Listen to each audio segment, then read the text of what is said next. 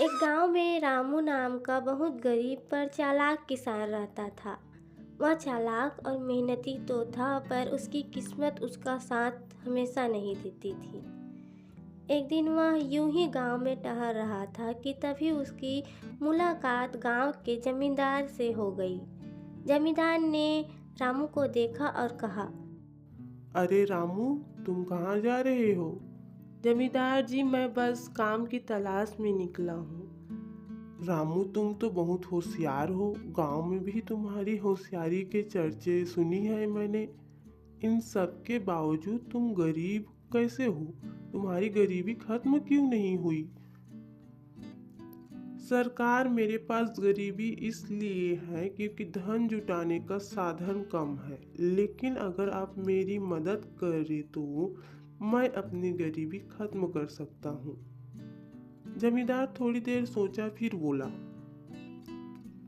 देखो भाई रामू, मेरे पास तो काम बहुत है, पर तुम होशियार हो, उस हिसाब से तुम्हारे लिए काम है जो तुम कर सकते हो। बहुत दिनों से कोई चोर मेरे अनाज की चोरी करता है। अगर तुम उन चोरों को पकड़वा दो तो मैं तुम्हें 5 बीघा जमीन दूंगा। रामू ने जमींदार की बात मान ली। रामू ने एक तरकीब सोची। वह रात को जमींदार के खेत में जाकर अनाज के ढेर के पास बैठ गया और चारों तरफ तेल से भरे कटोरे रख दिए। जैसे ही चोर आए, रामू ने चिल्लाकर कहा, अरे, ये तेल तो जादुई है। जो भी चोर होगा उसका चेहरा इसमें दिख जाएगा। चोर डर गए और तेल के कटोरे को देखकर भागने लगे।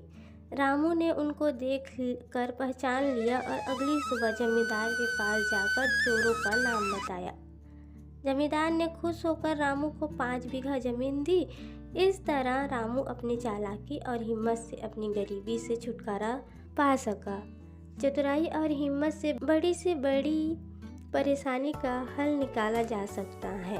हमारी कहानी पसंद आई हो तो लाइक, कमेंट और सब्सक्राइब करें।